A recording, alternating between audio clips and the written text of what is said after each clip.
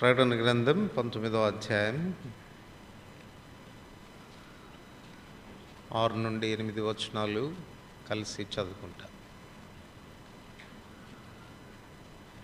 ప్రకటన గ్రంథం 19వ అధ్యాయం 6 నుండి 8 వచనాలు కలిసి చదువుకుంటాం. అప్పుడు గొప్ప జన సమూహపు శబ్దమును, విస్తారమైన జలముల శబ్దమును, బలమైన ఉరుముల శబ్దమును పోలిన ఒక స్వరం, సర్వాధికారియు ప్రభువునగు మన దేవుడు ఏలుచున్నాడు, ఆయనను స్తుతించుడి.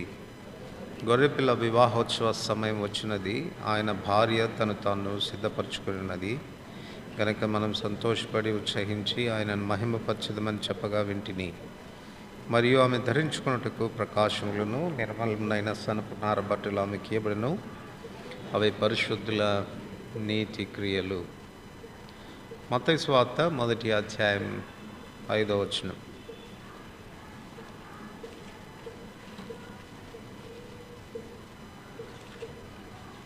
మత్తయి సువార్త 1వ అధ్యాయం 5వ వచనం. అందరు కలిసి చదువుకుంటాం. నయసోను షల్మానును కనెను, షల్మాను రాహాబు నందు బోయజును కనెను, బోయజు రూతు నందు ఓబేదును కనెను, ఓబేదు యెషై కుమారుని కనెను. ప్రార్థన చేసుకుంటాం. ప్రేమ కలిగిన పరలోకపు తండ్రి, యేసు ప్రభువారి శ్రేష్టమైన నామమున ఈ మధ్యాహ్న వేళ మరొకసారి మీ పాద సాన్నిధ్యంలో చేరాగులకి ఇచ్చిన ఆధిక్యతను బట్టి వందములు. చదువుకున్న లేఖన భాగములపై మీ ఆశీర్వాదం ఉంచుము. ధర్మశాస్త్రంలోని ఆశ్చర్యకరమైన సంగతులు చూచినట్లు మా కన్నులు తెరవమని ప్రార్థిస్తుంటున్నాం.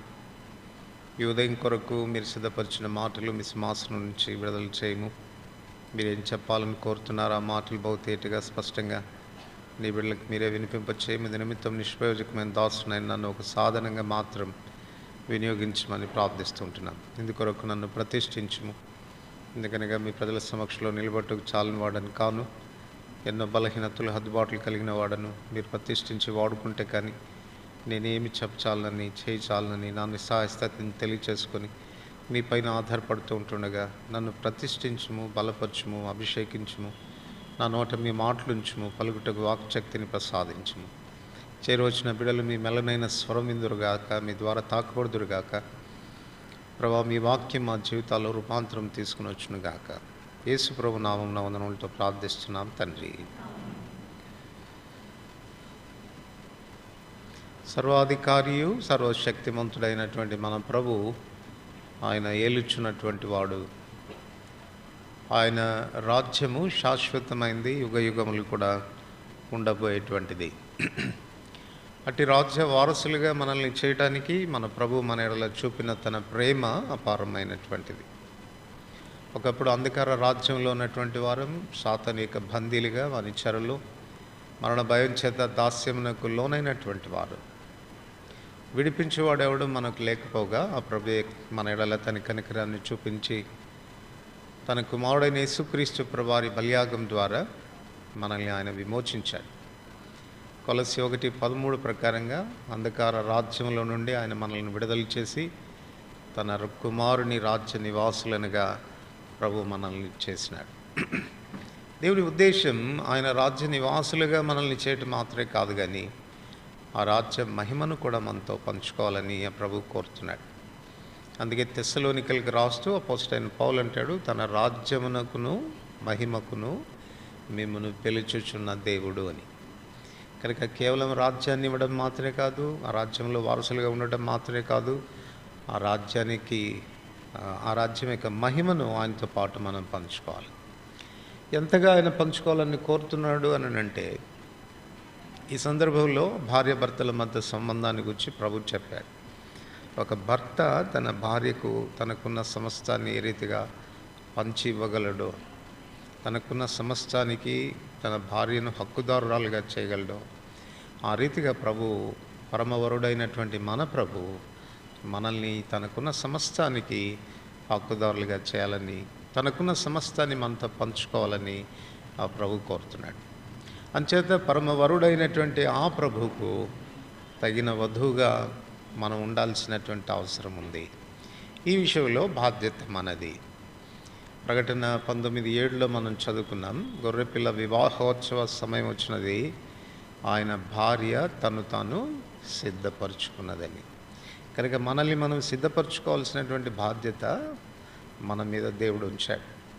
ఆయనకు యోగ్యురాలైనటువంటి భార్యగా మనం ఉండునట్లుగా మనల్ని సిద్ధపరచుకోవాల్సిన అవసరం ఉంది. ఆ రీతిగా ఎలా ఉండగలము అన్నదానికి బైబిల్ గ్రంథంలో యోగ్యులుగా ఉన్నటువంటి అనేక మంది భార్యలను వచ్చినటువంటి గుణశీలాలు బైబిల్ గ్రంథంలో మనం చూడవచ్చు. మనం ఆ రీతిగా ధ్యానం చేస్తూ వస్తున్నాము.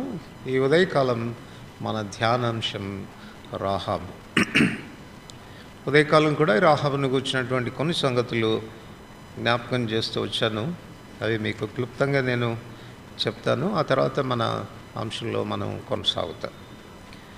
మొట్టమొదటిగా రాహాబు జీవితంలో మనం గమనించదగిన విషయం ఏంటంటే, హెబ్రీయులకు రాసిన పత్రిక 11వ అధ్యాయంలో విశ్వాస వీరులను గురించి పరిశుద్ధాత్మ దేవుడు రాసిపెట్టాడు. విశ్వాస వీరులు బైబిల్లో చాలామంది భక్తులు ఉన్నారు, కానీ ఈ విశ్వాసుల వీరుల్లో ప్రస్తావించబడినటువంటి పేర్లు మాత్రం కొన్నే ఉన్నాయి. అందులో పురుషుల పేర్లు చాలా ఉన్నాయి, స్త్రీల పేర్లు కేవలం 2 మాత్రం ఉన్నాయి. అందులో ఒక శారా, రెండవది రాహాబు. శారా తర్వాత రాహాబుకు అంత పేరు విశ్వాసుల వీరుల పట్టిలో ఇవ్వబడింది అని అంటే, దాన్ని బట్టి మనకు అర్థమవుతుంది రాహాబు యొక్క విశ్వాస జీవితం, తన విశ్వాసం ఎంత గొప్పది అనేది మనకు అర్థమవుతుంది. ఉదయకాలము తన విశ్వాసాన్ని గురించి ఒక 5 సంగతులు మేము చూచాము. మొదటిది, తన విశ్వాసం అనేటువంటిది రక్షించబడేదాని కొరకైన విశ్వాసం అని, సేవింగ్ ఫెయిత్ అని. మొదటిది యాకోబు పత్రిక 2:14 అంటాడు, క్రియలు లేకుండా ఉండేటువంటి విశ్వాసము అతన్ని రక్షింపగలదా, అట్లాంటి విశ్వాసం వలన ఏం ప్రయోజనము అని చెప్తాడు. అంటే రక్షించే విశ్వాసానికి విశ్వాసంతో పాటు క్రియలు కూడా ఉండాలి అన్నటువంటి భావన వచ్చేటట్టుగా. కనుక రాహాబు జీవితంలో మనకు కనపడేది ఏంటంటే, కేవలం దేవుని గూర్చినటువంటి ఎరుక మాత్రమే కాదు, తను గూర్చినటువంటి సంగతులు తాను తెలుసుకోవటం మాత్రమే కాదు, ఆ దేవుడే ఆకాశమందు భూమి మీద దేవుడే అన్నటువంటి విషయాన్ని తాను గుర్తించడం మాత్రమే కాదు, ఆ దేవుని ఆజ్ఞానుసారంగా వచ్చినటువంటి వేగుల వారిని చేర్చుకొని వారిని దాచిపెట్టుట ద్వారా విశ్వాసంతో కూడిన క్రియ చేయడం వలన తాను నీతిమంతురాలని ఎంచబడింది. తద్వారా అది తన రక్షణకు కారణమే. కనుక మొట్టమొదటిగా ఆమె విశ్వాసం రక్షణ కొరకైనటువంటి విశ్వాసం అని చెప్పవచ్చు. రెండోది, ఆమె విశ్వాసంలో మనకు కనపడేది ఏంటంటే, వేగుల వారిని చేర్చుకోవటం కానీ వేగుల వారిని దాచిపెట్టడం కానీ చాలా ప్రమాదకరమైనటువంటి విషయం. ఏమాత్రం సూచనప్రాయంగా రాజుకు ఈ సమాచారం తెలిస్తే తన ప్రాణం పోయేటువంటి ఆస్కారం అనేది ఉంది. అయినప్పటికీ కూడా వారిని చేర్చుకుంది, వారిని దాచిపెట్టింది అని అంటే దాని భావం ఏంటంటే, తన విశ్వాసము ధైర్య సాహసాలతో కూడుకున్న విశ్వాసం అని, కరేజియస్ ఫెయిత్ అని చెప్పవచ్చు. ధైర్య సాహసాలతో కూడు, అందుకే వీరులు అంటున్నారు వాళ్ళని.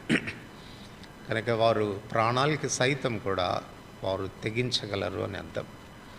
కనుక రాహాబు దేవుని గురించిన సంగతి తనకు ఎరుకైన తర్వాత, సత్యదేవుని గురించిన అనుభవం జ్ఞానంలోనికి వచ్చిన తర్వాత, ఆ దేవుని ఆజ్ఞను శిరసావహించే విషయానికి వచ్చినప్పుడు తన ప్రాణాన్ని కూడా పణంగా పెట్టి వారిని దాచిపెట్టినట్లుగా మనం చూస్తాం.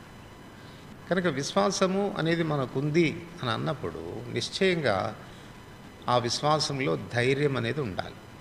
పిరికితనం, పరిస్థితులను చూచి, శ్రమలను చూచి, కష్టాలను చూచి, ఇబ్బందులను చూచి మనం భయపడకూడదు.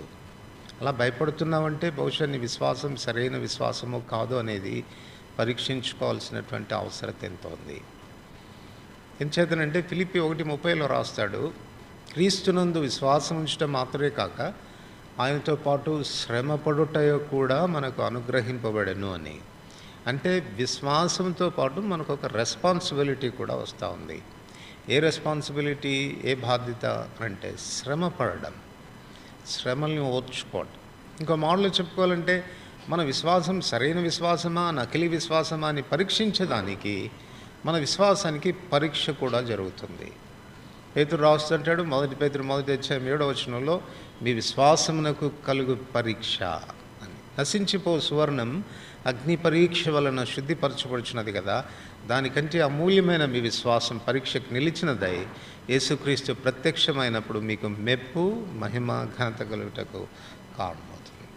అదే యాకోబు 1:2 రాస్తాడు, నానా విధమైన శోధనలో మీరు పడున్నప్పుడు మహానందం అని ఎంచుకోండి, ఎందుకంటే అది మీ విశ్వాసాన్ని కలిగే పరీక్ష. అవి మీకు ఓర్పును పుట్టిస్తాయి, అంతేకాదు మీరు అనునాంగులను ఏ విషయంలో కూడా కొదవలేని వారుగా ఉన్నట్లుగా అది చేస్తుంది. కనుక నిజమైన విశ్వాసుల యొక్క విశ్వాసం వారి పరీక్ష కాలంలోనే తెలుస్తుంది. వాళ్ళ శ్రమల్లో, వాళ్ళ ఇబ్బందుల్లో, అవసరతల్లో, ప్రాణాపాయకరమైన పరిస్థితుల్లో ఎలా ప్రభు మీద ఆధారపడతారు, ఎంత ధైర్యంగా ఉంటారు అన్న దాని మీద వారి విశ్వాసం బయలుపడుతుంది. సో రాహాబు యొక్క విశ్వాసంలో ఈ ధైర్యం అనేది, సాహసం అనేది తన విశ్వాసంలో కనపడి. మూడవది, ఆమె విశ్వాసం ఎటువంటిదంటే కాన్ఫిడెంట్ ఫెయిత్ అని చెప్పవచ్చు. స్థిర విశ్వాసం, స్థిరమైనటువంటి విశ్వాసం. ఎందుకు కాన్ఫిడెంట్ ఫెయిత్ అని చెప్పచ్చు అనంటే, యెహోషువ 2:9 ఆమె చెప్తుంది, నిశ్చయంగా మీ దేవుడు ఈ దేశమును మీకు ఇచ్చుచున్నాడు, మీరు దీనిని స్వాధీనపరుచుకుంటారు అని చెప్తావు. వాస్తవానికి రాహాబు ఆ దేవుడు చేసే కార్యాలు తాను చూడలేదు. 10వ వచనంలో చెప్తుంది, తనంత కాన్ఫిడెంట్గా మా దేశాన్ని మీరు స్వతంత్రించుకుంటారు అని చెప్పడానికి కారణం ఏంటి అని అంటే, 10వ వచనంలో అంటది, మీ దేవుని గురించి మేము విన్నాము, ఐగుప్తుల నుంచి ఎలా విడిపించాడో, ఎర్ర సముద్రాన్ని ఎలా పాయలు చేశాడో, ఆ రాజుల మీద మీకు ఎట్లా విజయాన్ని ప్రసాదించాడో, ఇవన్నీ మేము విన్నాము అంటుంది. అంటే కేవలం తను ప్రత్యక్షంగా చూడలేదు కానీ వినింది. మనకు తెలుసు కదా, వారు కాదేశ్ బర్నేయకు వచ్చినప్పుడు మోషే ద్వారా గోత్రం ఒక్కరికి చొప్పున 12 మందిని వేగు చూడడానికి పంపినప్పుడు వారు వెళ్ళి వేగు చూసి వచ్చి వారిలో 10 మంది ఏం సమాచారం చెప్పారు, ఆ దేశం పాలు తేనెలు ప్రవహించే దేశమే, ఏ అనుమానం లేదు, కానీ అక్కడ నెఫీలీలను మేము చూసాం, రాక్షసుల్లాగా ఉన్నారు, వాళ్ళ దృష్టికి మేము మిడతల్లాగా ఉన్నాం, మనము ఆ దేశమును స్వతంత్రించుకోలేము అన్నారు. చూడండి, రాహాబ్ యొక్క విశ్వాసానికి ఇశ్రాయేళ్ల విశ్వాసానికి ఎంత వ్యత్యాసం ఉందో. ఇశ్రాయేలీలు ఎవరు అనంటే దేవుడు చేసిన కార్యాల యొక్క అనుభవం కలిగిన వాళ్ళు. అంటే దేవుడు ఐగుప్తుల నుంచి వారిని ఎలా విడిపించాడో, ఎర్ర సముద్రాన్ని ఎలా పాయలు చేశాడో కళ్ళారా చూశారు, అనుభవించినటువంటి వాళ్ళు. రాహాబు మాత్రం కేవలం విన్నదంతే. విన్న రాహాబేమో నిశ్చయంగా మీరు దీన్ని స్వాధీనపరుచుకుంటారని చెప్తా ఉంది. వీళ్ళు చూచిన వాళ్ళు, ప్రభు కార్యాలను చూచిన వాళ్ళు, వీళ్ళు అంటారు మనం దాన్ని స్వాధీనపరచుకోలేము. అందుచేతనే తన విశ్వాస వీరుల పట్టికలో తన పేరు రాయబడింది. తన విశ్వాసం ఎంత స్థిరమైన విశ్వాసమో చూడకుండానే కేవలం విని విశ్వసించి స్థిరమైన విశ్వాసంతో తన మాట పలకగలిగింది. రోమా 10:17 మనందరికీ తెలుసు, వినుట వలన విశ్వాసం కలుగును, వినుట క్రీస్తుని గురించిన మాట వలన కలుగుతుంది. 4వది, ఆమె విశ్వాసంలో పట్టింపు ఉంది. కన్సర్న్డ్ ఫెయిత్ అని చెప్పవచ్చు. కన్సర్న్డ్ ఫెయిత్, విశ్వాసంలో పట్టింపు ఉంది. ఏ విషయంలో పట్టింపు ఉంది అనంటే 2వ అధ్యాయం 12-13 మీరు చదివితే అక్కడ రాహాబు చేసే పని ఏంటంటే, తను మాత్రం రక్షించబడడం మాత్రమే కాదు, వేగుల వార్త మాట చెప్తుంది, నేను మీకు ఇంత మేలు చేశాను కదా, కాబట్టి మీరు మా దేశం మీదకి యుద్ధానికి వచ్చినప్పుడు నేను, నా తల్లిదండ్రులు, నా అన్నదమ్ములు, నా అక్క చెల్లెళ్ళు, నా కుటుంబీకులందరూ కూడా వారిని చావకుండా బ్రతకని ఇస్తాము అని చెప్పేసి నాతో ప్రమాణము చేయండి అని అంటుంది. అంటే తన ఆత్మరక్షణ మాత్రమే కాదు, తన ప్రాణరక్షణ మాత్రమే కాదు, తన కన్సర్న్డ్ తన కుటుంబీకుల పక్షంగా, రక్త సంబంధికుల పక్షంగా, తన ఇంటివారి పక్షంగా తనకున్నటువంటి కన్సర్న్డ్ తన ఫెయిత్లో కనపడుతుంది. తనకున్న ఫెయిత్ ఏంటి?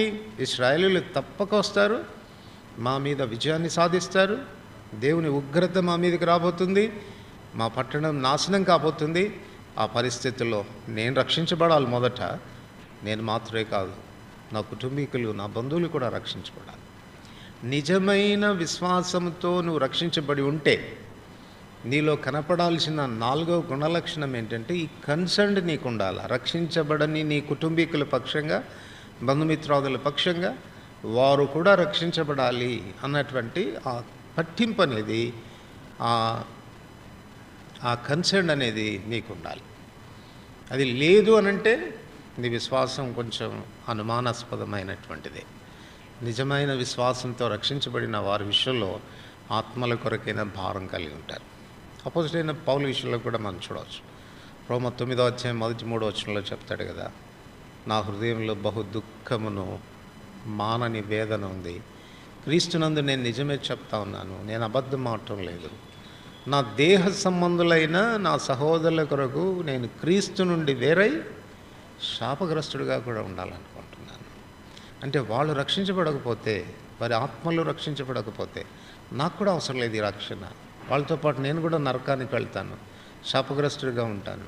అంటే నరకానికి వెళ్ళాలి అనేది తన ఉద్దేశం కాదు, కానీ తన బంధువులు కుటుంబీకులు రక్షించబడాలన్న విషయంలో తనకున్న కన్సర్న్ ఎంత పట్టింపు ఉందో అనేది దాన్ని బట్టి మనకు అర్థమవుతుంది. 10వ అధ్యాయం 1వ వచనంలో రాస్తాడు, వారు రక్షించబడాలనేది నా హృదయాభిలాష, వారి కొరకే నేను చేయు ప్రార్థన అంటాడు. కనుక వారి రక్షణ కొరకే అపేక్షించిన వాడు మాత్రమే కాదు, వారి కొరకు ప్రార్థన చేసినటువంటి వాడు కూడా. కనుక నిజమైన విశ్వాసం ఆత్మల రక్షణ కొరకైనటువంటి భారం, కన్సర్న్ అనేది మనలో పెడుతుంది. తర్వాత 5వదిగా ఆమె విశ్వాసంలో కనపడిన మరొక సుగుణం ఏంటంటే, వారితో తాను ప్రమాణం చేయించుకుంటుంది, నిబంధన చేయించుకుంటుంది. మీరు నాతో ప్రమాణం చేయండి అంటే అప్పుడు వాళ్ళు ప్రమాణం చేశారు. తప్పక నువ్వు చేసిన మేలుకు నిన్ను నీ కుటుంబీకులందరినీ కూడా మేము కాపాడుతాం, ఆ విషయంలో మేము ఉత్తరవాదులం. అయితే ఒక షరతు ఏంటంటే, నీ కుటుంబీకులందరినీ నీ ఇంటిలోనికి తీసుకుని వచ్చి నీ ఇంటిలోనే ఉంచుకోవాలి.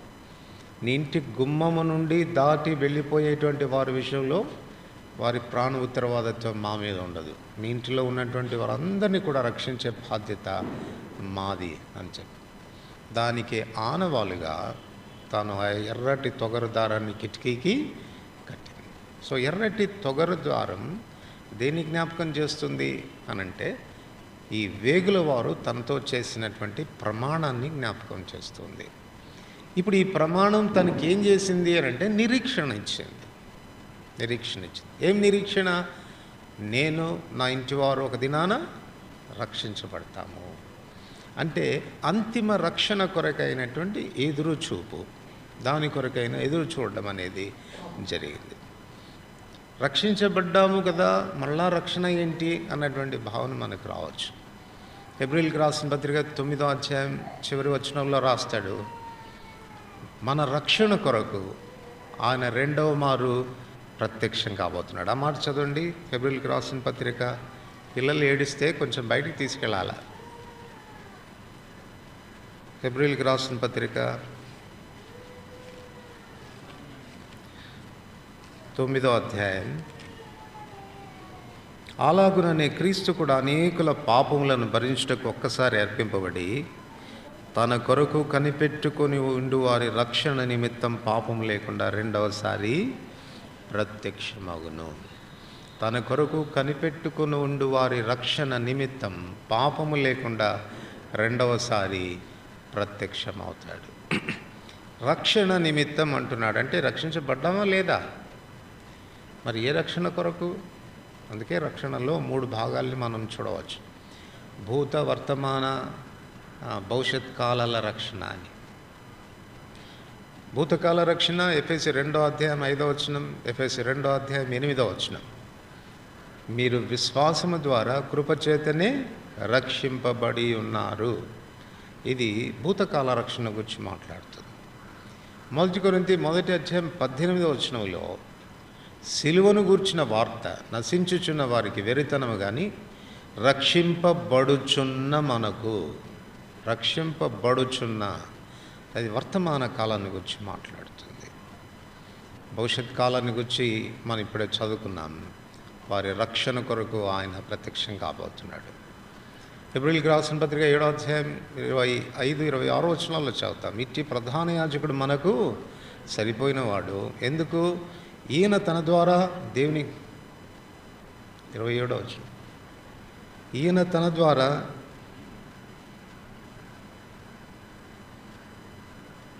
25 వచనం పెట్టు. ఈయన తన ద్వారా దేవుని యొద్దకు వచ్చి వారి పక్షమున విజ్ఞాపన చేయుటకు నిరంతరము జీవించున్నాడు కనుక వారిని సంపూర్ణంగా రక్షించుటకు శక్తివంతుడు. ఇది ఫైనల్ సాల్వేషన్, చివరి రక్షణ. సో రక్షించబడిన మనము రక్షించబడవలసి ఉంది. దేని నుంచి రక్షించబడ్డాము? పాపపు శిక్ష నుంచి రక్షించబడ్డాము. దేని నుంచి రక్షించబడుతున్నాము? పాపపు శక్తి నుండి రక్షించబడుతూ ఉన్నాము. దేని నుంచి రక్షించబడబోచున్నాము? పాపపు ఉనికి నుండి రక్షించబడబోచున్నాము. కనుక మన రక్షణ యొక్క సంపూర్ణత పాపపు ఉనికి నుండి రక్షించబడటం ద్వారా. ఉదయాన మన ప్రభు వస్తాడు, మనల్ని తీసుకుని వెళ్తాడు. సో ఆయన రాకడలో మన రక్షణ సంపూర్ణమవుతుంది.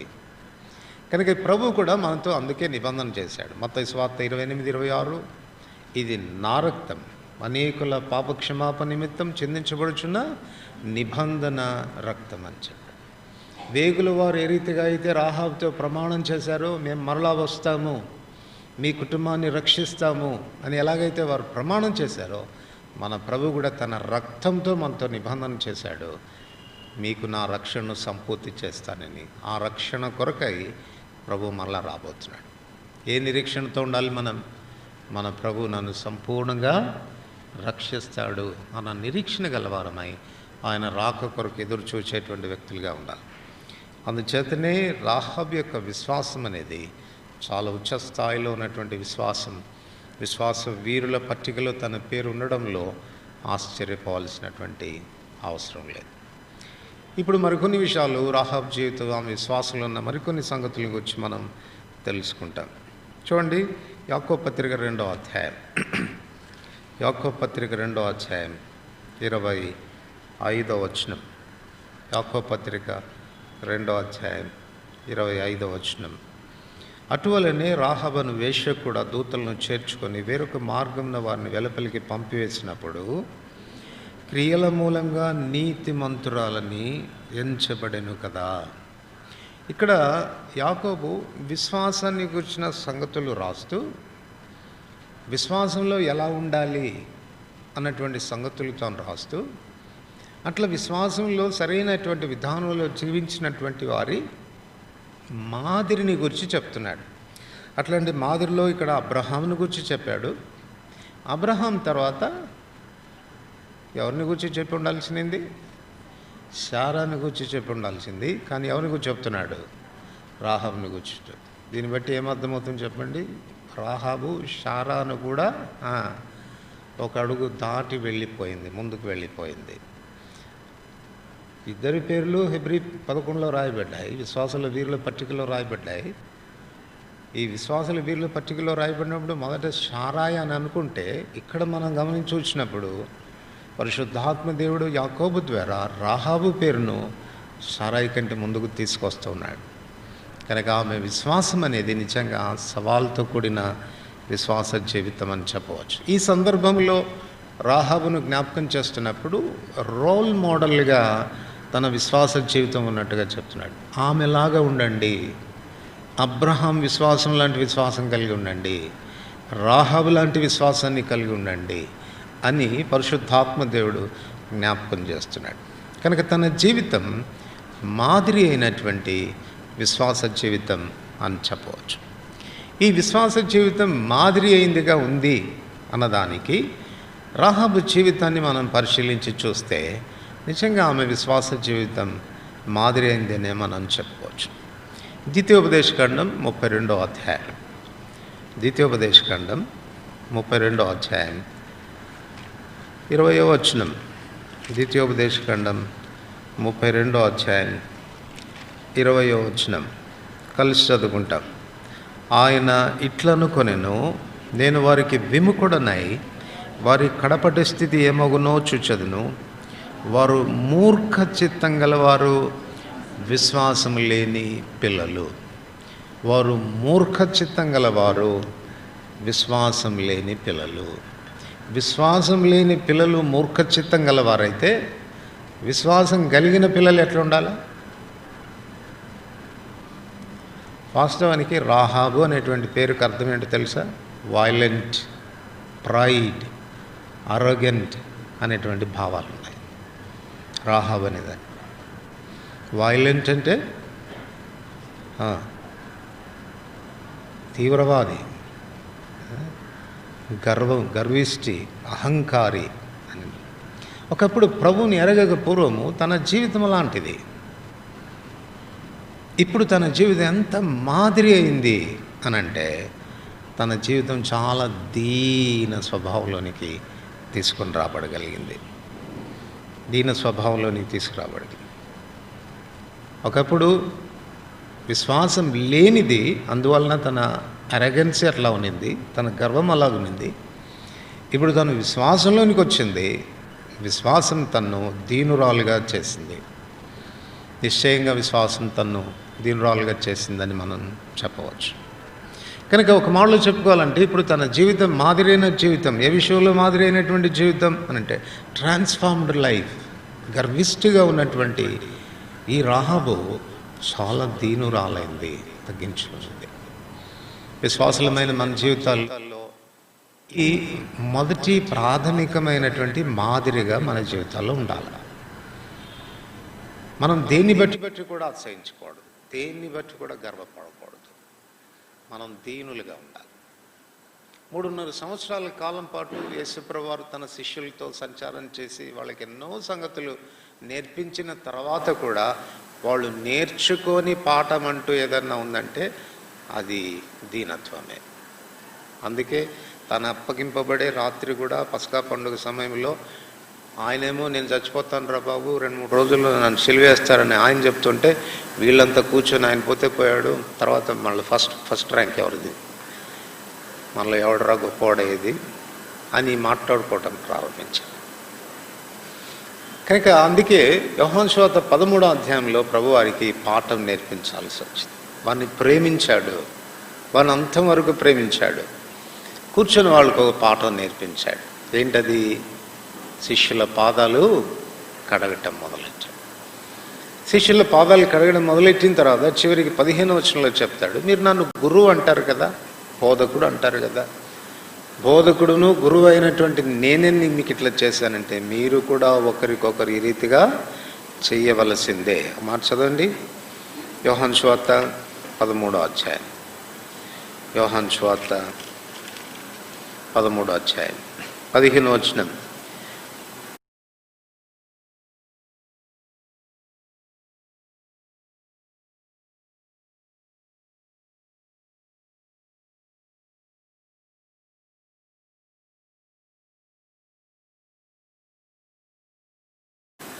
Not a choice but obligation కదా.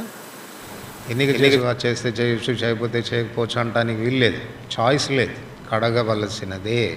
ఇప్పుడు చదవండి 15వ వచనం. నేను మీకు చేసిన ప్రకారం మీరును చేయవలనని మీకు మాదిరిగా ఇలాగూ. So it's a model, role model. ఏ విషయంలో రోల్ మోడల్? తగ్గించుకునేటువంటి విషయంలో రోల్ మోడల్. యేసుప్రభు అంత తగ్గింపు మనకు చచ్చే వరకు కూడా రాదనుకుంటాను కదా. చాలా కష్టం. ఆయన తగ్గింపు విషయానికి వస్తే చాలా చాలా ఔన్నత్యమైనటువంటి ఇదే అధ్యాయంలో మనం చూస్తాం. చూడండి, యోహాను సువార్త 13వ అధ్యాయంలో, యోహాను సువార్త 13వ అధ్యాయంలో 3వ వచనం. తండ్రి తన చేతికి సమస్తము అప్పగించననియు తాను దేవుని యొద్ద నుండి బయలుదేరి వచ్చుననియు దేవుని యొద్దకు వెళ్ళవలసి ఉన్నదనియు యేసు ఎరిగి. యేసుకు ఒకటి తెలుసు అంట. ఏం తెలుసు? తాను ఎవరో తెలుసు, తాను ఎక్కడి నుంచి వచ్చాడో తెలుసు, తండ్రి తనకు ఏమేమి ఇచ్చాడో తెలుసు, మళ్ళా ఎక్కడికి పోతాడో కూడా తెలుసు. ఇవన్నీ మనకు తెలిసి ఉంటే, మనమే ఆ స్థానంలో ఉంటే తగ్గించుకోవడం సులభం కాదు కదా. అంటే హీ నోస్ హిజ్ పొజిషన్. తన స్థానం ఏంటి? నేను అమెరికా నుంచి వచ్చాను, నేను అమెరికా ప్రెసిడెంట్ను అన్న సంగతి నాకు తెలిసిన తర్వాత మీ కాళ్ళు కడుగుతానా? ఇప్పుడే కడగడం కష్టం అనుకుంటాను. ఇంకా ఒకవేళ నా పొజిషన్ అదైతే, ఆ స్థానం అయితే మళ్ళా నేను అక్కడికి వెళ్ళాలి, ఆ సింహాసనం మీద కూర్చోవాలనేది నాకు తెలిసి ఉంటే చేయగలను ఆ పని. రెండవది,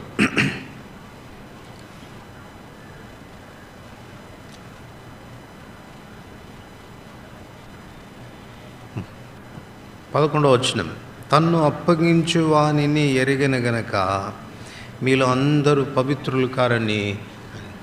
తన్ను అప్పగించు వానిని కూడా ఎరిగిన అంటే ఒక మాటలో చెప్పాలంటే ఎవరి పాదాలు గడుగుతున్నాడో కూడా ఆయనకు తెలుసు. ఎవరి పాదాలు గడుగుతున్నాడు?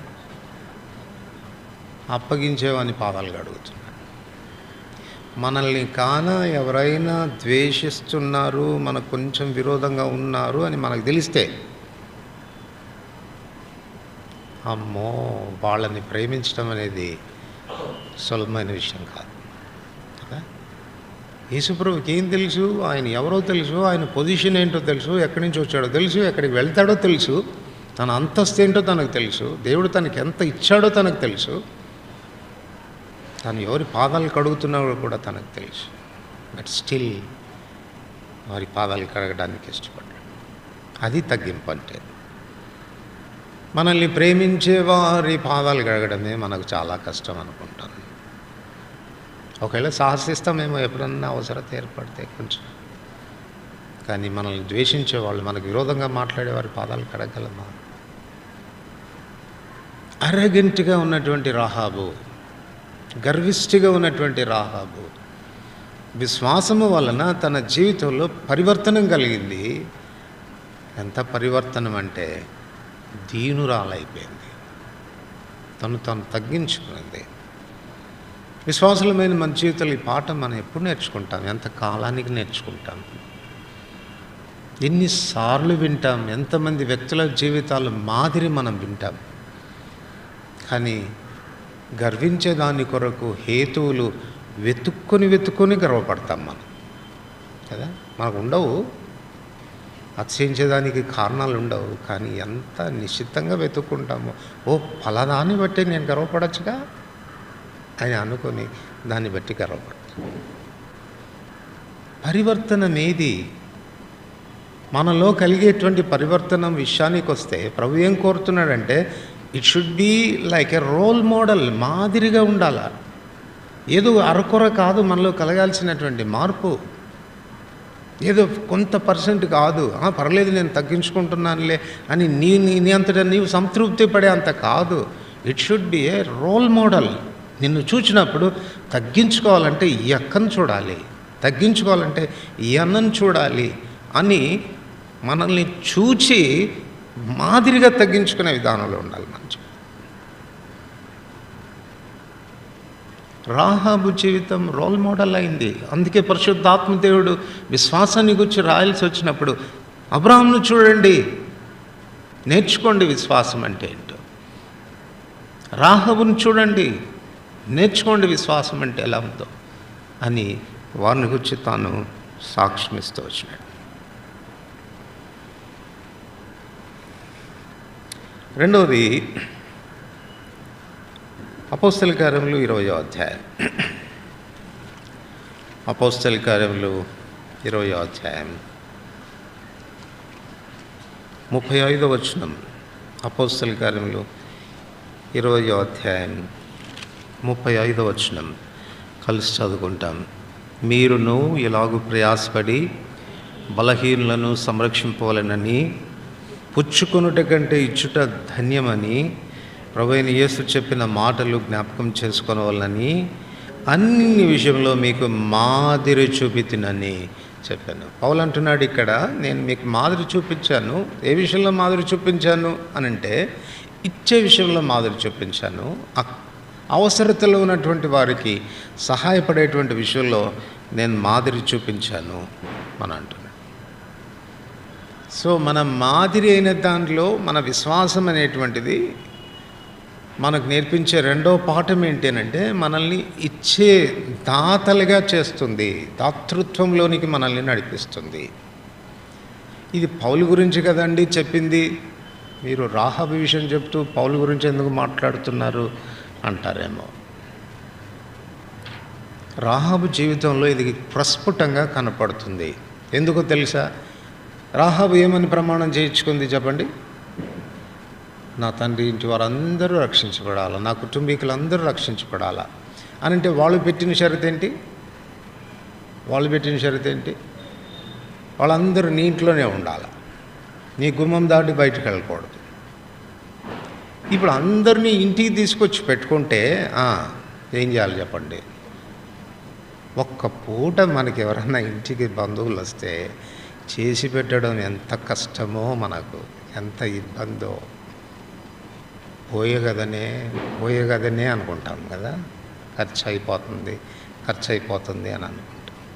ఇప్పుడు ఎప్పటి వరకు పెట్టుకోవాలి రాహాబు తన ఇంట్లో తన బంధువుల్ని?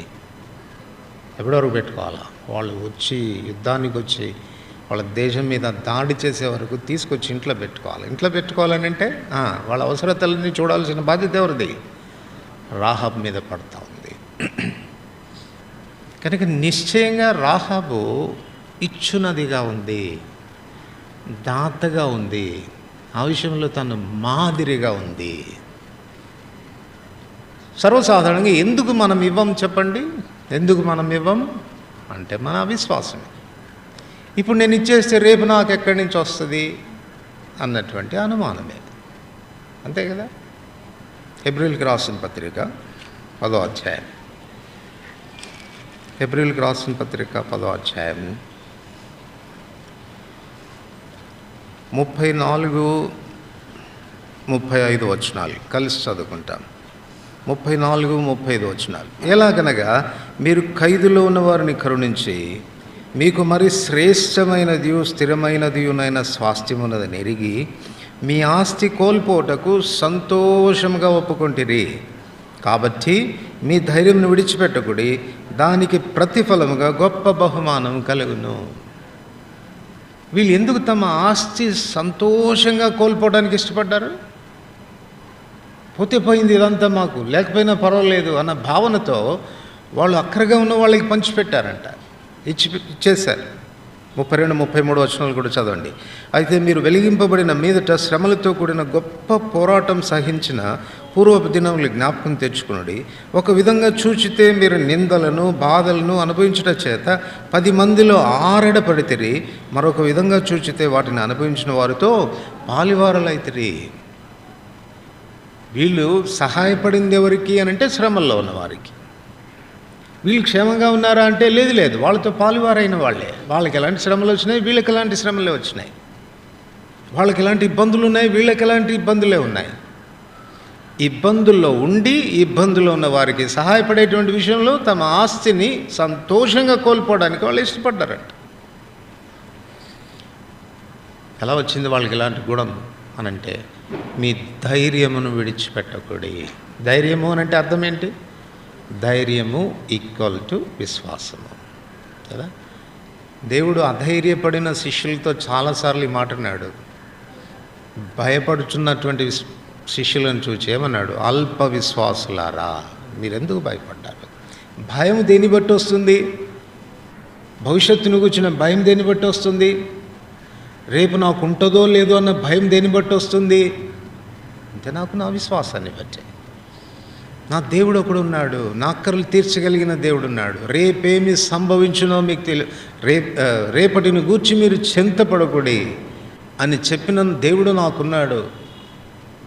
ఆయన ఎంత కంపేర్ చేస్తాడండి? ఆకాశ పక్షులను చూడండి, అవి విత్తవు కోయవు, కొట్లలో కూర్చున్న వాటికి దేవుడు ఆహారం ఇస్తూ ఉన్నాడు. అడవి పూలను చూడండి ఎలా అలంకరించాను, నేడుండి రేపు పొయ్యిలో వేయబడేటువంటి అడవి పూలను అలంకరించాను. ఎందుకు మీ అలంకరణ విషయం కానీ మీ ఆహారాల విషయాలు కానీ మీరు ఎందుకు చింతపడతాడు? మిక్కిలి అల్పమైన వాటి విషయంలో నేను ఇంత శ్రద్ధ కలిగి ఉంటే, వాటి విషయంలో ఏనాడు నేను తప్పిపోలేదే, ఫెయిల్ కాలేదే, వాటి పోషించే విషయంలో వాటికి అలంకరణ విషయంలో ఏనాడు నేను తప్పుకోలేదే, ఎందుకు అవిశ్వాసపడతారు మీరు? హ్యావ్ ఫెయిత్ ఇన్ మీ, నా మీద విశ్వాసం ఉంచండి.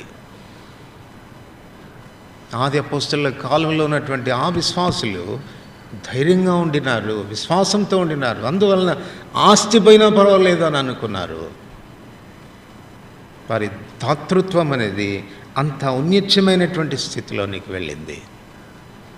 కారణం వారిలో ఉన్నటువంటి విశ్వాసం. సో విశ్వాసం యొక్క ప్రొడక్టే అది, ధైర్యం ఇస్తుంది. దాతృత్వాన్ని మన జీవితాల్లో కలుగచేస్తుంది. చెయ్యి చాపేదానికి దోహదపడుతుంది, ఇచ్చేదానికి దోహదపడుతుంది.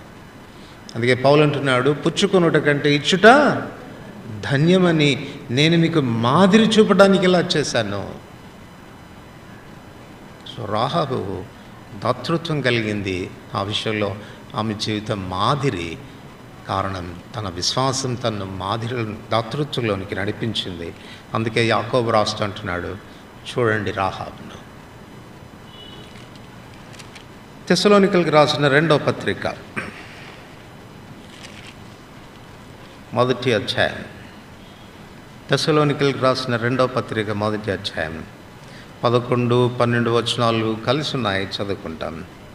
అందువలన మన దేవుని యొక్కయు మన ప్రభు అయిన యేసుక్రీస్తు యొక్క కృపచొప్పున మీ యందు మన ప్రభు అయిన యేసు నామమును ఆయన యందు మీరును మహిమనందునట్లు మేలు చేయవలనను కలుగు ప్రతి ఆలోచనను విశ్వాసయుక్తమైన ప్రతి కార్యమును బలముతో సంపూర్ణం చేయొచ్చు. మన దేవుడు తన పిలుపునకు మేము యోగ్యులుగా ఎంచినట్లు మీ కొరకు ఎల్లప్పుడూ ప్రార్థించుచున్నాను. ఆ మాటను గమనించండి. మేలు చేయవలనని మీలో కలుగు ప్రతి ఆలోచన. మేలు చేయవలనని మీలో కలుగు ప్రతి ఆలోచన. ఏంటి ఆలోచన? అది విశ్వాసయుక్తమైన కార్యము. ఇతరులకు నేను మేలు చేయాలి అని కోరితే, మేలు చేయాలి అని అంటే దేన్ని బట్టి వస్తుంది ఆ ఆలోచన? విశ్వాసయుక్తమైనది. ఫెయిత్ ఉంటేనే ఆ ఆలోచన వస్తుంది. అట్లా ఆలోచన వచ్చినప్పుడు ఏం చేయాలంట? బలంతో సంపూర్ణం చేయాలి. కొన్నిసార్లు మన ఫెయిత్ ఎట్లా ఉంటుందండి అంటే, సంగతులు వినగానే స్టరప్ అవుతాం మనం. పలానా వ్యక్తి చాలా ఇబ్బందుల్లో ఉన్నాడన్నా, చాలా కాలంగా పాపం భోజనం కూడా లేదన్నా అని అనగానే ఒక్కసారి మన మనసు స్టరప్ అవుతుంది. అవునా, అంత కష్టంలో ఉన్నాడా? అయ్యో పాపం, అట్లాగైతే ఆయనకు ఒక 50,000 సాయం చేయాలనిపిస్తుంది నాకు అని మనం ఆలోచన వస్తుంది. ఆలోచన వచ్చిన తర్వాత ఒక రోజుగా దాటిందంటే ఆ ఆలోచన బలహీనపడడం ప్రారంభిస్తుంది. 50,000 మరీ అంత ఎమోషనల్గా ఉంటే కష్టం కదా. కాబట్టి 50,000 కాదు, ఏం చేయాలా? కొంచెం దాన్ని రెడ్యూస్ చేస్తాం. ఎందుకులే 50, 30 ఇస్తే సరిపోదా? ఇంకొక రోజు దాటిందనంటే ఆ ఆలోచన ఇంకా కాస్త బలహీనపడి 10,000కో వస్తుంది. తీరా చివరికి ఆ విశ్వాసిని కలుసుకొని విశ్వాసకి అందజేసేప్పటికి 1,000 రూపాయలైనా కూడా మనం ఏం పెద్ద ఆశ్చర్యపోనవసరం లేదు. పౌలు రాస్తూ అంటున్నాడు, మీకు వచ్చిన ఆలోచన మంచిదే, అది విశ్వాసయుక్తమైనటువంటి ఆలోచన. మేలు చేయాలనుకుంటున్నారు కదా, దాన్ని చేయాల్సి వచ్చినప్పుడు బలంగా చేయి, బలహీనపడవద్దు. మార్చుకోవద్దు మనసుని.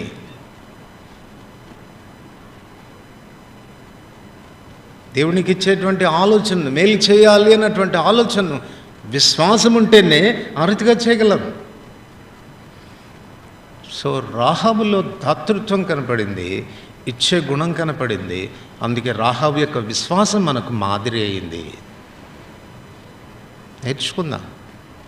అక్కర్లో ఉన్నవారు, అవసరతలో ఉన్నవారు, ఇబ్బందుల్లో ఉన్నవారు, వారి ఇబ్బందుల్లో మనం పరామర్శించడం నేర్చుకుందాం. ధారాళంగా చేయి చాపడం నేర్చుకుందాం. అది మన విశ్వాసానికి గుర్తు. మూడవది, తెస్సలోనికలకు రాసిన 1వ పత్రిక 1వ అధ్యాయం 7, 8, 7 నుంచి 10 వచనాలు చదువుకుంటే మంచిది. తెస్సలోనికలకు రాసిన 1వ పత్రిక 1వ అధ్యాయం 7 నుంచి 10 వచనాలు కలిసి చదువుకుంటాం. కాబట్టి మాసిదోనియలోను అఖయిలోను విశ్వాసులందరికీ మాదిరి ఎదిరే. ఎందుకనగా మీ యొద్ద నుండి ప్రభు వాక్యం మాసిదోనియలను అఖయిలోను మ్రోగెను. అక్కడ మాత్రమే కాక ప్రతి స్థలమందును దేవుని ఎడల ఉన్న మీ విశ్వాసము వెళ్ళడాయన గనక మేము ఏమీ చెప్పవలసిన అవసరం లేదు. మీ యొద్ద మాకెట్టి ప్రవేశం కలిగినో అక్కడి జనులు మమ్మను గూర్చి తెలియచేయుచున్నారు. మరియు మీరు విగ్రహములను విడిచిపెట్టి జీవము గల వాడును సత్యవంతుడగు దేవునికి దాసులగుటకు దేవుడు మృతుల్లో నుండి లేపిన యేసు అనగా రాబో ఉగ్రత నుండి మనల్ని తప్పించుచున్న ఆయన కుమారుడైన యేసు పరలోకం నుండి వచ్చునని ఎదురు చూచుటకును మీరు ఎలాగో దేవుని వైపునకు తిరుగుతురో ఆ సంగతి వారే తెలియచేస్తున్నారు. సో తెస్సలోనికేలో ఉన్న సంఘాన్ని గురించి పౌలు మెచ్చుకుంటూ వారి మాదిరిని మెచ్చుకుంటూ రాస్తున్నాడు. ఏమంటున్నాడు? మీరు విశ్వాసులందరికీ మాదిరి అయితిరి. ఏ విషయంలో? మధ్యలో చెప్పాడు కదా, మీ విశ్వాసము వెల్లడాయన గనక మేమేమి చెప్పవలసిన అవసరమే లేదు అంటున్నాడు. సో తెస్సలోనికేలో ఉన్నటువంటి విశ్వాసుల యొక్క విశ్వాసాన్ని తాను చూచినప్పుడు వాళ్ళ మాదిరిని చూచి తాను మెచ్చుకుంటూ పౌలు ఈ మాటలు రాస్తున్నాడు. సో వాళ్ళల్లో ఉన్నటువంటి ఆ విశ్వాసము ద్వారా కొన్ని సంగతులు బయటపడినాయి. వాళ్ళు విశ్వాసంలో అంత మాదిరిగా వారి విశ్వాసం వెల్లడైనప్పుడు వారు నిజంగా విశ్వాసులందరికీ మాదిరి అయినారు అని అంటే వాళ్ళ విశ్వాసం దేనికి నడిపించింది వాళ్ళని అని అంటే ఇక్కడ మొదటిగా చెప్తున్నాడు చూడండి, 7వ వచనంలో ప్రభు వాక్యం మాసిదోనియలోను అఖయలోను మ్రోగెను. సో విశ్వాసం మనల్ని సాక్షులుగా చేస్తుంది. మనం ఎరిగిన మన ప్రభువును గురించి ప్రకటించేటట్టుగా చేస్తుంది. నిజమైన విశ్వాసం దేవుని గురించిన అనుభవ జ్ఞానంలోనికి నడిపిస్తుంది. దేవుని గురించినటువంటి అనుభవ జ్ఞానం అనేది ఆ దేవుని ఇతరులకు పరిచయం చేసేటువంటి వ్యక్తులుగా మనల్ని చేస్తుంది. ఆ విషయంలో వాళ్ళు మాదిరిగా ఉన్నారు అంటున్నాడు. మనకు తెలుసు కదా, యోహాను సువార్త మొదటి అధ్యాయం, యోహాను సువార్త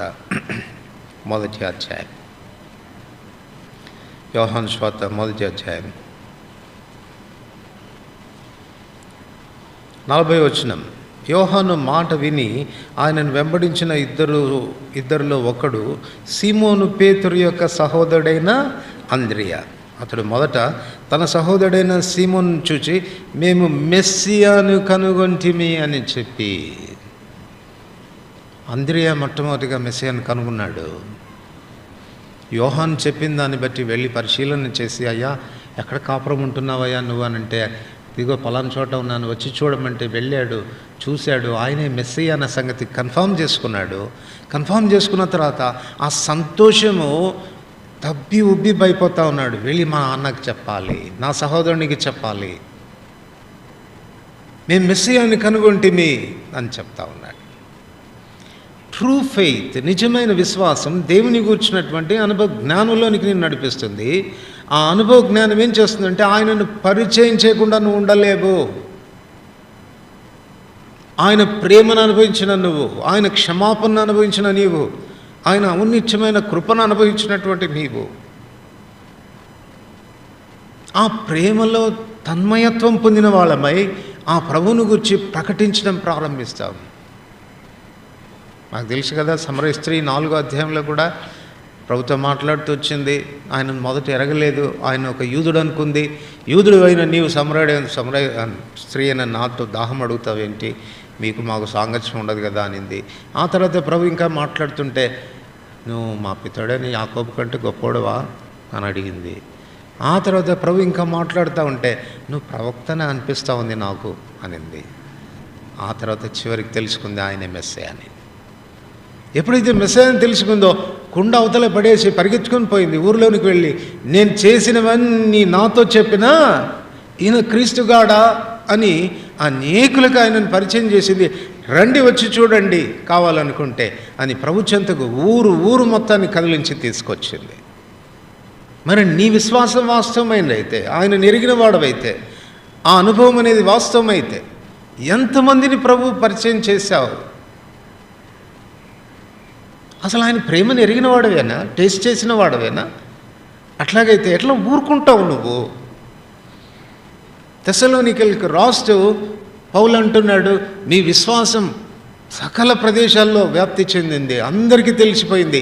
కారణం ఏంటంటే దేవుని వాక్యం ఎద్దు నుండి మ్రోగింది. రాహాబు కూడా ప్రభుని కూర్చున్న అనుభవ జ్ఞానంలోనికి వచ్చిన తర్వాత ఊరుకుండలేదు. వెళ్ళింది, తన బంధువులతో చెప్పింది, తల్లిదండ్రులతో చెప్పింది, తన ఇంటి వారందరితో చెప్పింది, వారందరినీ సమకూర్చింది, తన ఇంటికి చేర్చింది, ప్రకటించేదయింది. విశ్వాసంలో కనపడేటువంటి మాదిరైన జీవితం ప్రభువును గురించి ప్రకటించేటువంటి అనుభవం. నీ తోటి వారికి చెప్పగలుగుతున్నావా? నీ స్నేహితులతో చెప్పగలుగుతున్నావా? నీవు పనిచేసేటువంటి నీ సహపని వారితో చెప్తున్నావా? నీ రక్త సంబంధికులతో చెప్తున్నావా? ఏమైనా వారికి చెప్పాలి అన్న ఆశ, తృష్ణ నీలో కనపడుతుందా? అది లేదు అని అంటే నీ విశ్వాసం సరైందో కాదో అని పరీక్షించుకోవాల్సినటువంటి అవసరం ఉంది. రాహాబు యొక్క విశ్వాసం మాదిరి అయినటువంటి విశ్వాసం, ఛాలెంజింగ్, సవాల్ చేసేటువంటి విశ్వాసం. ఆత్మల సంపాదన కొరకు తనకున్న తృష్ణ, ఆశ, ఒక్కడు కూడా నశించకూడదు తన వారు అన్నటువంటి భావనలో తన ఇంటి వారిని అందరినీ కూడా వారికి ప్రకటించి ప్రభు చెంతకు నడిపించింది. ఇక్కడ చాలా విషయాలు ఉన్నాయి, మన సందర్భాన్ని అనుసరించి వాటన్నిటిని చూడలేము, కానీ పూకీగా మాత్రం నేను చెప్తాను. చూడండి, తెస్సలోనికీయులకు రాసిన మొదటి పత్రిక 1వ అధ్యాయం. తెస్సలోనికీయులకు రాసిన మొదటి పత్రిక 1వ అధ్యాయం 9వ వచనం. ఇది కూడా రాహాబు జీవితంలో మనకు కనపడుతుంది. మీ యొద్ద మాకెట్టి ప్రవేశం కలిగెను. సో వారి విశ్వాసము ద్వారా వచ్చినటువంటి ప్రోడక్ట్స్లో మొదటిది దేవుని వాక్యాన్ని ప్రకటించే వాళ్ళు అయ్యారు. రెండవది భక్తులను చేర్చుకున్నారు. మాకెట్టి ప్రవేశం కలిగెనో. ప్రవేశాల్లో 2 రకాలైన ప్రవేశాలు ఉన్నాయి. సాధారణ ప్రవేశం ఉంటుంది, రెడ్ కార్పెట్ ప్రవేశం ఉంటుంది కదండి. మనం కానీ అమెరికా వెళ్ళి తిరిగి వస్తుంటే ఎయిర్పోర్ట్కి రెడ్ కార్పెట్ వేస్తారా? వచ్చి అన్న పోయి వస్తున్నాడు అని రెడ్ కార్పెట్ వేసి ఎవ్వరు రారు, మనల్ని చూసేవాడు దిక్కే ఉండదు మనల్ని కదా. అదే ఒకవేళ మన దేశ ప్రధాని వెళ్ళి వస్తున్నాడు అనుకో, తన ప్రవేశం వేరుగా ఉంటుంది. ఇప్పుడు పౌలు రాస్తున్నాడు, మేము మీ దగ్గరికి వచ్చినప్పుడు మీరు మామూలుగా చేర్చుకోవడం కాదు, ఎట్టి ప్రవేశం కలిగెనో. ఎంత గొప్పగా చేర్చుకున్నారో, ఎంత గౌరవంగా చేర్చుకున్నారో, ఎంత ఆదరించారో, ఎంత ఆతిథ్యం ఇచ్చారో. మీరు రోల్ మోడల్, మీరు మాదిరి అయినారు. సో ఫెయిత్ అనే దాంట్లో, ఫెయిత్ ప్రొడక్ట్స్లో ఇది ఒకటి, చేర్చుకోవడం, ఆదరించడం, ఆతిథ్యం ఇవ్వడం. రాహాబుకు తప్పలేదు కదా, తన బంధువులను చేర్చుకోవడం, వారికి ఆతిథ్యం ఇవ్వడం తప్పలేదు. ఎందుకన్నా చేర్చుకున్నానా అన్న బాధతో కాకుండా చాలా సంతోషంగా వాళ్ళకి ఆతిథ్యం ఇచ్చింది. వారు రక్షించబడే పర్యంతం తన కుటుంబంలో వారిని భద్రపరిచింది. మన ఇంటికి ఎవరైనా ఆ రీతిగా వస్తే ప్రవేశం ఎట్లా ఉంటుందో నాకైతే తెలీదు. నేను చాలాసార్లు మీకు చెప్పాను, ప్రవేశం ప్రభువుకు మనం ప్రవేశం ఒకవేళ ఇస్తే ఎలా చేర్చుకుంటామో అలా చేర్చుకోవాలి. ఎంత సామాన్యమైన వారైనా మనకి ఇప్పుడు తెలీదు, పరలోకానికి వెళ్ళిన తర్వాత మనకు అర్థమవుతుంది ఆ విషయం. కుడివైపున ఉన్న వారిని చూచి, యెహోవాను ఆశీర్వదించబడిన వారులారా, లోకం పుట్టింది మొదలుకొని మీ కొరకు సిద్ధపరిచిన రాజ్యాన్ని స్వతంత్రించుకోండి. నేను ఆకలి కొంటిని, మీరు నాకు ఆహారం ఇచ్చారు. నేను దప్పికొంటిని, మీరు నన్ను చేర్చుకున్నారు, దప్పిక తీర్చారు. వస్త్రహీనుడినై ఉంటిని, నాకు వస్త్రాలు ఇచ్చారు. చెరసాల్లో ఉంటే నన్ను చూడొచ్చారు. ప్రభు ఎప్పుడు నువ్వెప్పుడు వచ్చావయ్యా, నువ్వెప్పుడు చేసావయ్యా, నీకెప్పుడు పెట్టామయ్యా అంటే, మిక్కిలి అల్పులైన ఈ నా సహోదరులోకి మీరు చేస్తారు కనుక మీరు నాకు చేశారు. కనుక మన ఇంటికి ఎవ్వరు వచ్చినా, ఎంత అల్పులు వచ్చినా వారిని చేర్చుకునే విషయానికి వస్తే, దేవుడే వచ్చాడు నా ఇంటికి అన్న దృక్పథంలో చేర్చుకొని వారికి చేసే ఆతిథ్యం పరలోకంలో నీ ప్రతిఫలానికి కారణమవుతుంది. సో తెస్సలోనికీలో ఉన్నటువంటి సంఘంలో కనపడుతున్న వారి విశ్వాసంలో ఉన్న మరొక ప్రొడక్ట్ ఏంటంటే, వాళ్ళు భక్తుల్ని చేర్చుకున్నారు, ఆదరించారు. ఆ తర్వాత క్రిందికి వస్తే 9-10 వచనాల్లో ఇంకా రాస్తాడు, విగ్రహములను విడిచిపెట్టి జీవము గల దేవుని సేవించుటకు మీరు ఎలాగో ఆయన వైపుకు తిరిగితిరో, ఆయన కుమారుడైన యేసు పరలోకం నుండి వచ్చునని ఎదురు చూచుటకు మీరు ఎలాగో దేవుని వైపుకు తిరిగితిరో ఆ సంగతి వారే తెలియజేస్తున్నారు. ఇది కూడా రాహాబు జీవితంలో కనపడుతుంది కదా. నేను చెప్పాను మొదటి పాఠంలో చివరి అంశం, ప్రమాణం చేయించుకున్నటువంటి రాహాబు ఆ ఎర్రటి తొగరదారాన్ని ఇంటికి కట్టి ఇశ్రాయేలీయుల యొక్క రాక కొరకు ఎదురు చూస్తుంది. తన కుటుంబీకులందరూ రక్షించబడేదాని కొరకు ఎదురు చూస్తుంది. ఇది నాన్న విశ్వాసంలో ఉండేటువంటి మరొక గుణలక్షణం ఏంటంటే, అటు విగ్రహాలను విడిచిపెట్టి జీవంగల దేవుని సేవించడం మాత్రమే కాదు, ఆయన రాక కొరకు ఎదురు చూచేటువంటి ఆ స్వభావం అనేది వారిలో కలుగుతుంది. ఇవన్నీ కూడా విశ్వాస జీవితంలో ఉండాల్సినటువంటి మాదిరి అయినటువంటి గుణలక్షణాలు.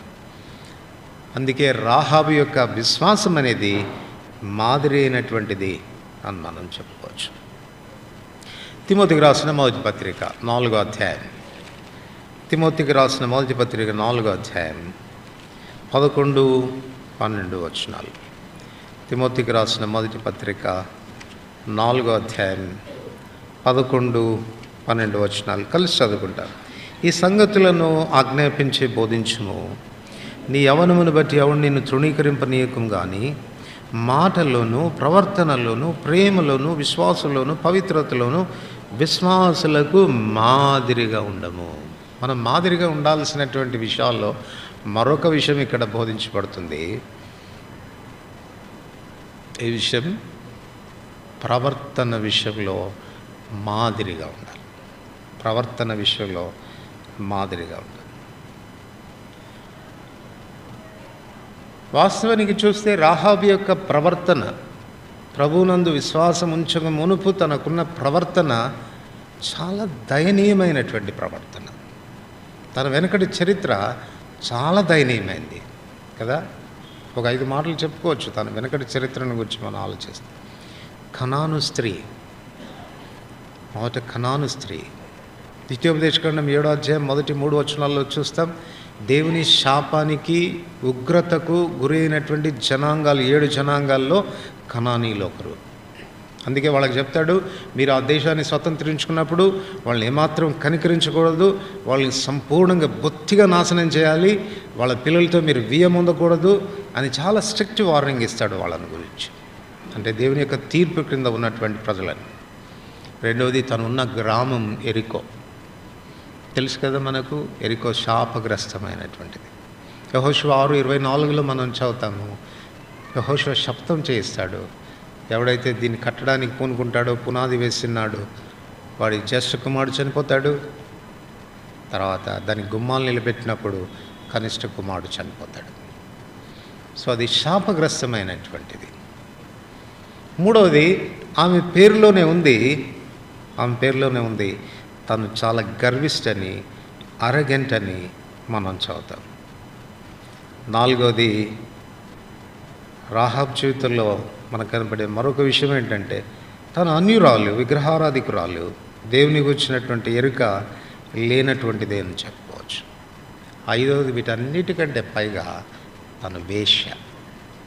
యెహోషువ 2వ అధ్యాయం మొదటి 2 వచనాల్లో హార్లెట్, తను వేశ్య. అంటే నైతికమైన విలువలు పూర్తిగా పోగొట్టుకున్నది, పాపం కొరకై తన శరీరాన్ని అమ్మి వేసుకున్నటువంటి. అంతకంటే భ్రష్టత్వం ఏముంటుంది చెప్పండి. సో ఏ కోణంలో ఆలోచన చేసినా తన ప్రవర్తన విషయానికి వస్తే బహు దయనీయమైనటువంటి ప్రవర్తనతో జీవించిన రాహాబు ఎప్పుడైతే ప్రభునందు విశ్వాసం ఉంచిందో తన లైఫ్ ట్రాన్స్ఫార్మ్ అయింది. ఒకప్పుడు నీచ జీవితానికి, పాప జీవితానికి మాదిరి అయినటువంటి రాహాబు జీవితం ఇప్పుడు పరిశుద్ధమైన జీవితానికి, పరిశుద్ధమైన సంతతికి మాదిరి అయింది. మత్తయి సువార్త 1వ అధ్యాయం 5వ వచనంలో మనం చదివినాము, యేసుక్రీస్తు వంశావళిలో తను చేర్చబడింది. యేసుక్రీస్తు వంశావళి ఎంత పవిత్రమైన వంశావళి, పరిశుద్ధమైన వంశావళి. గొప్ప సంగతి ఏంటి అనంటే, తన వంశావళిలో రక్షకుడైనటువంటి ప్రభువును తీసుకొని రాగలిగింది. ఇప్పుడు కూడా మాదిరి అయినటువంటి ప్రవర్తన అంటే ఏంటి అని అంటే, మన ద్వారా ప్రభువును బయలుపరిచేటువంటి జీవితం.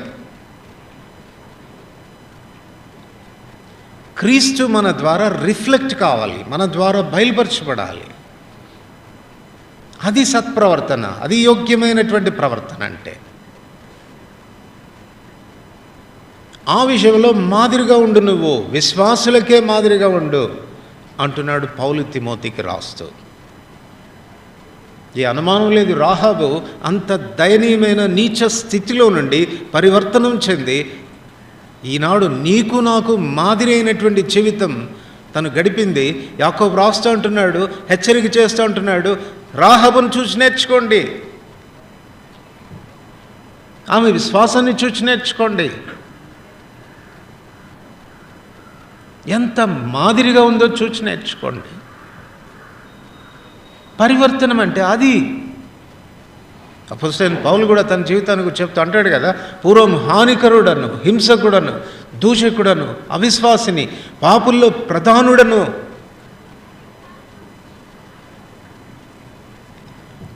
తెలియక అవిశ్వాసం వల్ల చేస్తే గనక కనికరించబడ్డాను. ప్రభు నన్ను కనికరించాడు, నా జీవితాన్ని రూపాంతరపరిచాడు. ఇప్పుడు రూపాంతరపరిచి ఏమంటున్నాడు? ఫిలిప్పీలకు రాసిన పత్రిక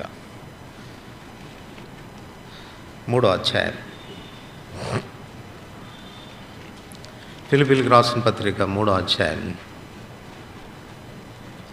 9వ వచనం, క్రీస్తును సంపాదించుకొని ధర్మశాస్త్రం వల్ల నా నీతి కాక క్రీస్తునందలి విశ్వాసం వల్ల అయిన నీతి, అనగా విశ్వాసమును బట్టి దేవుడు అనుగ్రహించి నీతి గలవాడని ఆయన యందు అగుపడు నిమిత్తం.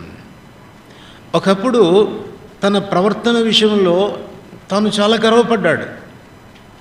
నేను ధర్మశాస్త్రాన్ని అనుసరించి నడుచుకునేటువంటి పరిసయుడిని అని అనుకున్నాడు. ఆ విషయంలో చాలా అతిశయపడ్డాడు. కానీ ప్రభు దగ్గరికి వచ్చే వరకు కూడా తాను ఎంత నీచ స్థితిలో ఉన్నాడో తనకు అర్థం కాలేదు.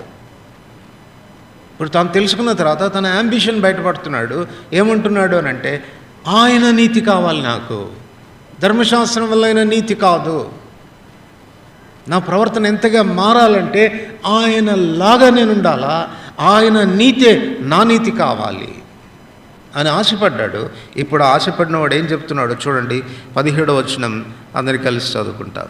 సహోదరులారా, మీరు నన్ను పోలి నడుచుకొనుడి, మేము మీకు మాదిరి అయి ఉన్న ప్రకారము నడుచువారిని గురిపెట్టి చూడండి. నా లైఫ్ ఇప్పుడు మాదిరి అయింది, ఎగ్జాంపులరీ లైఫ్ అయింది. ప్రభువును పోలి నడుచుకుంటున్నాడు. నాలో కలిగిన పరివర్తనం అంత గొప్పది.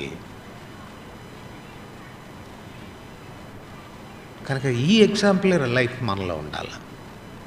ఏ ఎగ్జాంపులరీ లైఫ్? ఆయన చెప్పాడు కదా, గలతీ 2:20 చూడకుండా చెప్తారా? నేను క్రీస్తుతో కూడా సిలువ వేయబడి ఉన్నాను, ఇక నువ్వు జీవించువాడు నేను కాదు అంటే దాని అర్థం ఏంటి? I'm exhibiting Christ. క్రీస్తుని నేను ప్రతిబింబింపజేస్తూ ఉన్నాను, నా జీవితాల ద్వారా క్రీస్తును చూపిస్తున్నాను. అందుకే తాను 11వ అధ్యాయం 1వ వచనంలో కూడా చెప్తాడు, నేను క్రీస్తును పోలి నడుచుకున్న ప్రకారం మీరు నన్ను పోలి నడుచుకోండి. గలతీ 1వ అధ్యాయంలో చెప్తాడు, నేను రక్షించబడినప్పుడు దేవుడు నాకు బయలుపరిచాడు, నేను ఏమై ఉండాలని బయలుపరిచాడు. గర్భవాస అయింది మొదలుకొని నన్ను ప్రత్యేకపరిచి తన కుమారుని అనిచనలో ప్రకటింపవలనని ఆయన నాయందు బయలుపరపను అనుగ్రహించినప్పుడు, తన్ను నాయందు బయలుపరప అనుగ్రహించినప్పుడు, ఆ మాట గుర్తించాల. అంటే దేవుడు తన్ను తాను నా ద్వారా బయలుపరుచుకోవాలని కోరాడు. అది మాదిరైన జీవితం. అంటే ఎవరన్నా నన్ను చూసి అచ్చం క్రీస్తులాగా ఉన్నావని జీవితంలో ఒక్కసారి అన్నారా? మళ్ళీ వచ్చి, అక్క నీ ముఖం అంతా క్రీస్తు ముఖంలాగా కనపడుతుంది అక్క అన్న, నువ్వైతే అట్టే ఉన్నావు అన్నారా? వెతుక్కుంటే కూడా దొరకదనుకుంటా ఆయన ముఖరూపం.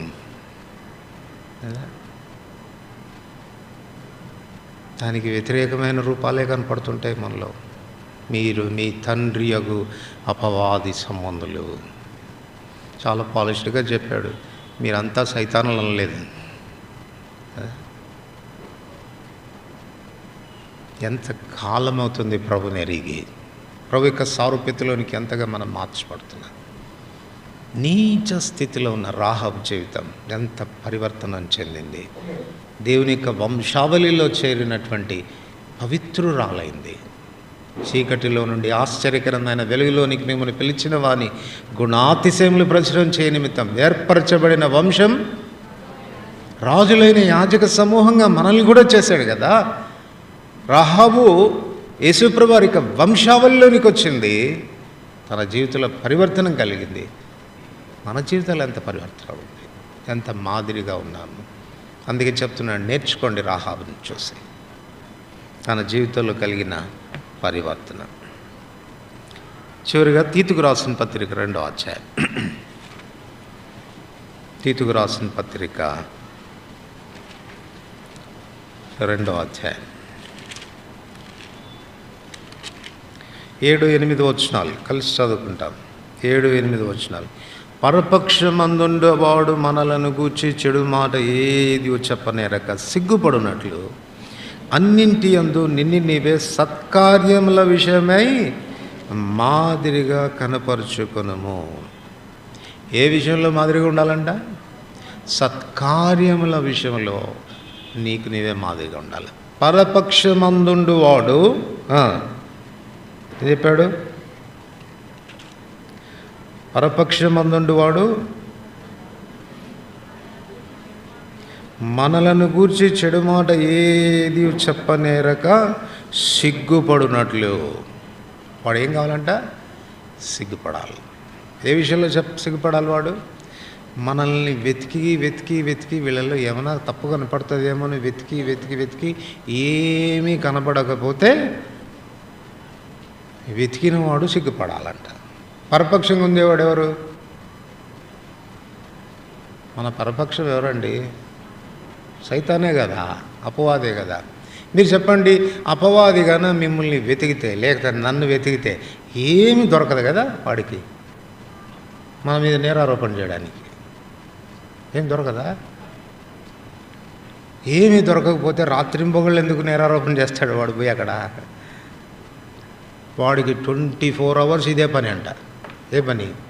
స్టఫ్ చాలా ఉంది, ఒక్కొక్కళ్ళని గురించిన సమాచారం చాలా ఉంది. ఫలానా వ్యక్తిని గురించి చెప్పు అంటే ఫలానా టైంలో ఇది చేశాడు, ఫలానా టైంలో ఇలా మాట్లాడాడు, ఫలానా టైంలో వాళ్ళ మీద కోపడ్డాడు, ఫలానా టైంలో వాళ్ళ గురించి చెడుగా మాట్లాడాడు, అన్నీ చెప్తూ ఉంటాడంట. ఎన్ని దొరుకుతాయో వాడికి. పరపక్షంగా ఉండువాడు మనల్ని గురించి ఏమీ చెప్పకూడదు, వాడు సిగ్గుపడాల. ప్రభు ఛాలెంజ్ చేశాడు. నా భక్తుడైనటువంటి యోబు నీకు తెలుసా? యథార్థవంతుడు, అతని వంటి వాడు ఎవడు లేడంటే అన్నాడు. ఏముందిలేండి, అన్నీ ఇచ్చావుగా, ఐశ్వర్యం ఇచ్చావు, తిండి పెట్టావు, బట్టలు ఇచ్చావు, అన్నీ ఇచ్చావు, ఇంకా భక్తి చేయక ఏం చేస్తాడు చెప్పు?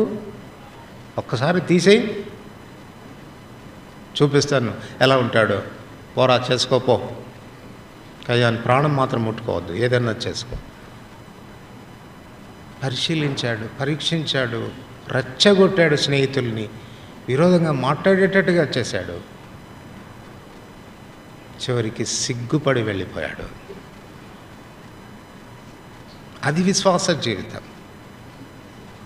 అది విశ్వాస జీవితం. పరపక్షమందు వాడు సిగ్గుపడాలా.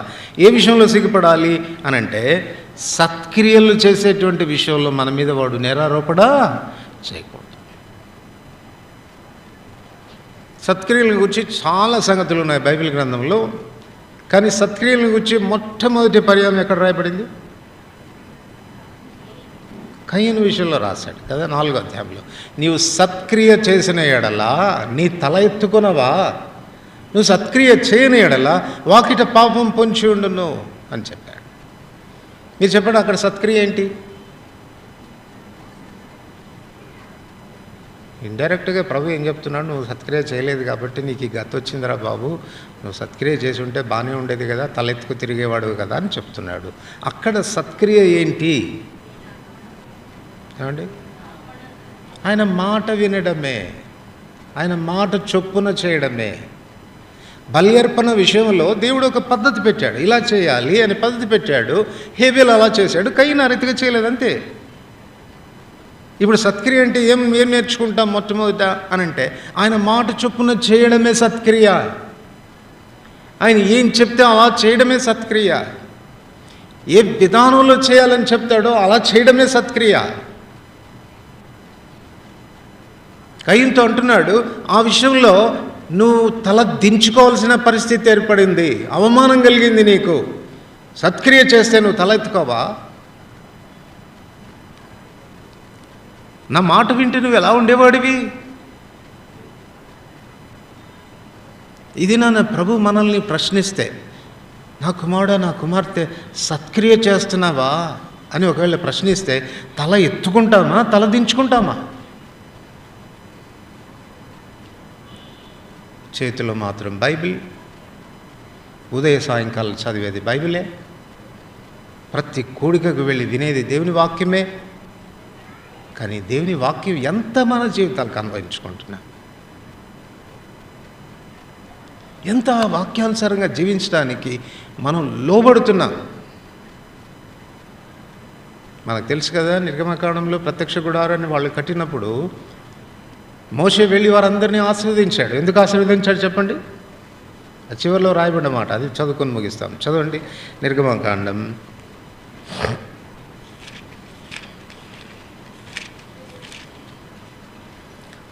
39వ అధ్యాయం 42-43 వచనాలు. 32వ అధ్యాయం 42-43 వచనాలు. యెహోవా మోషేకు ఆజ్ఞాపించినట్లు ఇశ్రాయేలీయులు ఆ పని అంతయు చేసిరి. మోషే ఆ పని అంతయు చూచినప్పుడు యెహోవా ఆజ్ఞాపించినట్లు వారు దాన్ని చేసి ఉండిరి, అలాగుననే చేసి ఉండిరి గనక మోషే వారిని దీవించారు. సో ఇది మన అనుభవ పాఠంగా ఉండాలి. ప్రభు మనతో ఏం మాట్లాడతాడో, ఎలా చెప్తాడో, ఏ విధానంలో చేయమని చెప్తాడో దాన్ని అనుసరించి మనం చేయాలి. అది మన ఆశీర్వాదానికి కారణమవుతుంది. కానీ అది సులభం కాదు సుమా. కొన్నిసార్లు ఆయన ఆజ్ఞ చాలా కష్టంగా ఉంటుంది. ఆదికాండం 22వ అధ్యాయంలో అబ్రహాంతో చెప్పాడు, నీ ఒక్కగానొక్క కుమారుడు, నువ్వు ప్రేమించే ఇస్సాకు, వాడిని తీసుకెళ్ళి మోరియా పర్వతం మీద నాకు దహన బలిగా అర్పించు. ఇప్పుడు సత్క్రియ అంటే ఏంటి? ఆయన చెప్పింది చేయడమే సత్క్రియ. చేశాడా? చేయలేదు. అబ్రహాం చేశాడు. ఉపమాన రీతిగా తన కుమారుని అర్పించాడు. అందుకే తను కూడా మాదిరి అయ్యాడు. యాకోబు రాస్తూ అంటున్నాడు, రాహాబును తర్వాత చెప్పి ముందు అబ్రహామును గురించి చెప్పింది. దానికే మాదిరి అయిన జీవితాలు వాళ్ళవి, ఎగ్జాంపులరీ లైఫ్స్. ఎలా చేయగలిగారు వాళ్ళు అనంటే దేర్ ఫెయిత్, వాళ్ళ విశ్వాసం. ఎలా లోబడ్డారు వాళ్ళు. అబ్రహాం ఎలా అర్పిస్తాడు తన కుమారుని బలిగా అర్పించడం. ఎంత దారుణమైనటువంటి విషయం. తన స్వహస్తాలతో తన కుమారుని చంపుకోవటం ఎంత దారుణమైనటువంటిది. దేవుడు అలా చెప్పడం మంచిదేనా, అలా చేయడం మంచిదేనా అని మానవ సహితమైనటువంటి కారణంతో ఆలోచించినప్పుడు ఏం మాత్రం జవాబు దొరకదు. బట్ స్టిల్ అబ్రహాం చేశాడు. ఎందుకు చేశాడు అనంటే మృతులను సైతం లేపుటకు శక్తిగల దేవుడు, బూడిదలో నుంచి కూడా నా కుమారుని ఇస్తాడు. అది తన విశ్వాసం. సత్క్రియ విశ్వాసాన్ని బట్టి వస్తుంది. సో మాదిరి అయినటువంటి జీవితం రాహాబుది. తన విశ్వాసం అత్యున్నతమైనటువంటిది. ప్రభు మాట చొప్పున తను చేసింది. దానివలన తన కుటుంబం ఆశీర్వదించబడింది. ప్రభు సంతానంలో చేర్చబడింది. ప్రార్థన చేసుకుందాం.